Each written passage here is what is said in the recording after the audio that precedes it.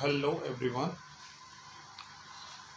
Today we will start our miscellaneous exercise of chapter number 2, that is relation and function. Okay, so this is your question number 1 of your NCRT. Fine, of miscellaneous exercise.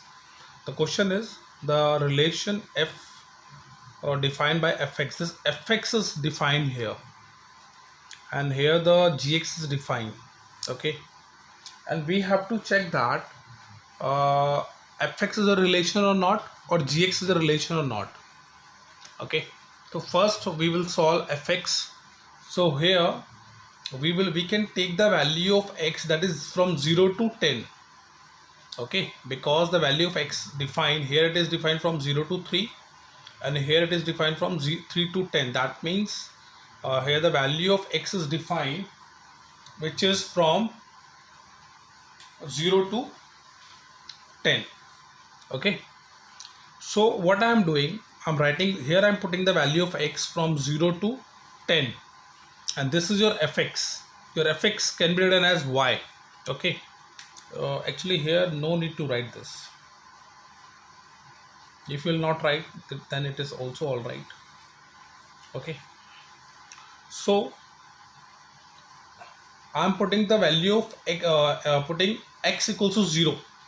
So for 0, you will take this function fx equals to x square. So when you will put x equals to 0, you will get 0 raised to power 2, that is also 0. Okay, if you will put x equals to 1, so for 1, x square is defined. Okay, so when you put x at a place of x1, so it is 1 square, and you will get 1 also. So your fx is also 1. If you will put x equals to 2, so this is 2 raised to power 2, that would be 4. Okay, if you will put x equals to 3 in this, okay, so this is 3 raised to power 2, that would be 9. Fine, and come down this one. If you put x equals to 3 here, so you will get 9. Fine, so 3 and 9.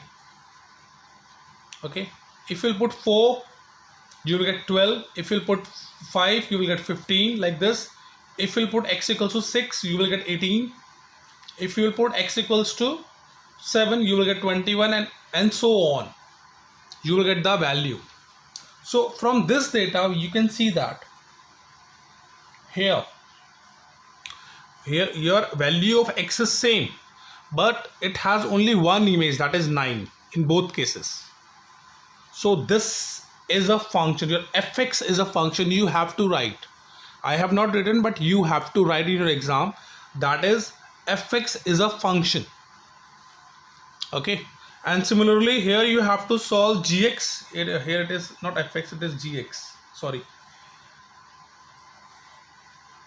here it is gx. Okay, so here it is defined. So here the value of x which you can take, that is from 0 to 10. From 0 to 10 I have written here. Okay, if you will put again, if you will put x equals to 0, you will take x square, put x 0 square, that is also 0. X equals to, when you will put x equals to 1 square, that is also 1. If you will put x equals to 2, you will get 4. Okay, if you will put if you will take this value, if you will put x equals to 2 here, you will get 6. And if you will put x equals to 3, you will get 9. If you will put x equals to 4, you will get 12, and so on. If you will put 5, you will get 15. If you will put 6, you will get 18, and so on. All the values you will get. But from here you can see that the value of 2, this 2 has 2 different images, that is 4 and 6. So which is not possible in case of relay function. Got it? So this is not a function. Okay, so this is not a function. So gx is not a function, fx is a function. So just you have to write this statement in your exam. Got it? Now in question number 2, if fx is x square, fx is equals to x square, this is given to us, and we have to find this value of this. So if fx is this, we have to find out f1.1. So f1.1 I'm putting at a place of x here. So f1.1, that is equals to 1.1 whole square. So you will get 1.21. Similarly here f1 is using, so at a place of x put 1. So we are putting 1. So this is 1 square. So this is 1. Now I'm just taking this and putting the value at a place of this. I'm putting 1.21 because here is the value of this. f1 is 1. So at a place of this minus 1 I'm writing here. And in denominator you have 1.1 minus 1. So same I have written here. Okay. Are you getting my points or not? Okay. That is equals to, subtract these two, you will get 0.21. And subtract these two, you will get 0.1. On solving, you will get 21 by 10. That is 2.1. Okay. So this is your question number 2. This question number 1 is important. Okay. So practice it at least 2 or 3 times. Now, next is your question number 3. Okay, so here it is. Here this function is given to us and we have to find out a domain of this function. So in this, what you have to do, you have to split the middle term of the denominator and you will get 2 value after splitting the middle term. I know in 10th or 9th standard you have done this, so I'm not explaining this. I know you know all these things. So if you will split the middle term, you will get x equals to 6 and x equals to 2 on solving. Fine.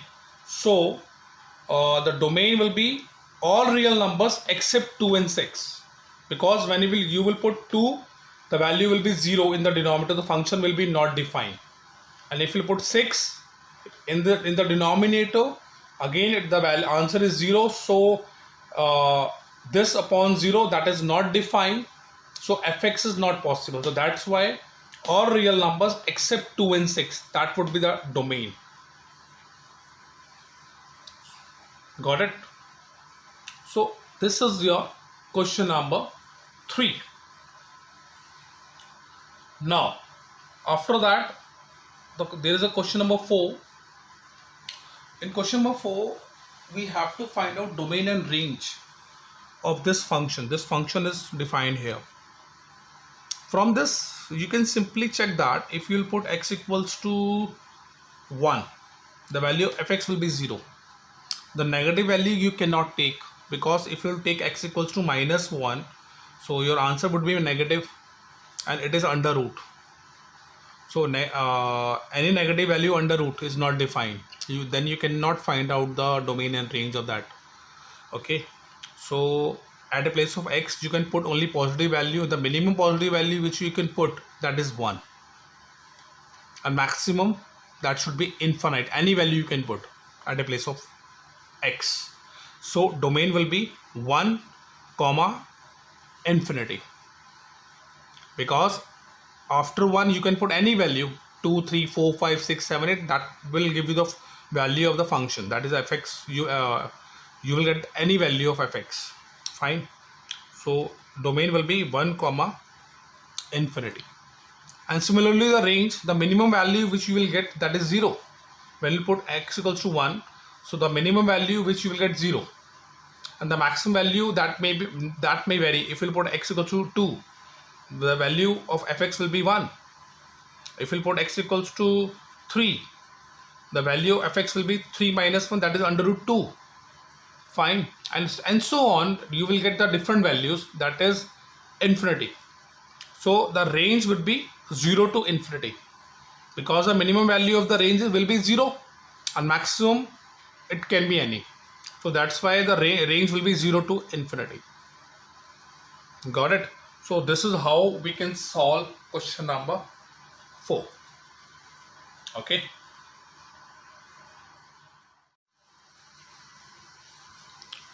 Now here I am solving your question number 5. Okay. So in this, your fx is defined and we have to find out domain and range. See, x minus 1 is under mod. Okay, so x, the any value, any real value you can put in at a place of x. Okay, so you will get the value of fx. If you put x equals to any value, you will get the value of fx. Fine. So any real value, this R stands for real value. Okay, real number. This R stands for real number. So domain will be the real number. And after putting the real number, your range will be your fx. So the value, whatever the value you will put at a place of x, the value of x may be, it may be negative or it may be positive. If I am putting minus 5, so your answer minus 5 minus 1, that would be minus 6, and it is mod, so your answer will be positive, that is 6. And whatever the value you will put, you will get a positive value. Okay, no negative value will come if you have to find out the range. So in range, all non-negative real numbers will come. Fine. So this is how you can find out the domain and range in question number 5. C. Question number 6, you have to do, this is your homework. Okay, if you have doubt in solving, so you can tell me, I will solve it. Okay, so here I am solving question number 7. So let f, this is function is defined, fx is given to us and gx is given to us. Fine. And we have to find out f plus g, f minus g, and f upon g. So if we have to find out f plus g, so you will write x outside this. So if you will solve it, fx plus gx, you can write this. Fine. If you will solve this, so you can write this as this, fx plus gx. What is your fx? Fx is x plus 1, gx is your 2x minus 3. So you have to simplify it and you will get this value. Okay. And if you have to find out f minus g of x, okay, you have to find out f minus g in terms of x now. Okay, so insert this fx minus gx, you can write this like this and just put the value. Fx is x plus 1 minus minus, so gx is given 2x minus 3, and just you have to open the brackets and just you have to simplify it and you will get this. Fine. Clear? Now see, last part, that is f over g of x, that is fx over gx, you can write, and you have to put the value of fx, and in denominator you have to put the value of gx, and that is your third part. Okay, so this is how you can solve question number 7. Now the next is your question number 8c. Here f is given to us, be a function from z to z defined.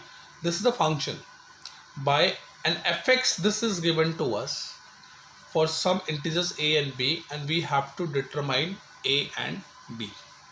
See, if this is any relation, fine. So what you have to do, your x is 1 and your fx is 1, second value is your fx, so it is also 1. So put this value in this given equation here. Okay, so fx is 1 equals to your x is 1, so it will be a plus b. So this is your equation number 1, and second value which I am taking this one here, so your x is 2 and your fx is 3. Fine. So you have to put again in this equation, so fx is 3 equals to your x is 2, 2a plus b. So this is your second equation, because if this is any relation given to us, and this function is defined, so this will satisfy this equation. Okay, so that's why we are putting x equals to 1 and fx equals to 1, x equals to 2 and fx equals to 3. Got it? So when you will get the two values 1 and 2, just use elimination method which you have done in your 10th standard. So b and b will cancel out, it will give you minus a equals to minus 2, and a, you will get this value. I know you can solve this. Your a would be 2 and your b would be minus 1. When you put a equals to 2 here, your b will be minus 1. Fine. So this is how you can solve question number 8 of this exercise. Fine. Rest of the question we will solve in the next video. I can solve in today's videos also, but I know your exams are going on, so you don't have enough time to study mathematics because you have to give the exam of other subjects also. So that's why I have done only 8 questions of this exercise. Fine. Rest of the 4 or 5 questions I will solve in the next video. Okay. After this chapter, we will start trigonometry. Fine. Okay. Okay. Bye bye. Take care.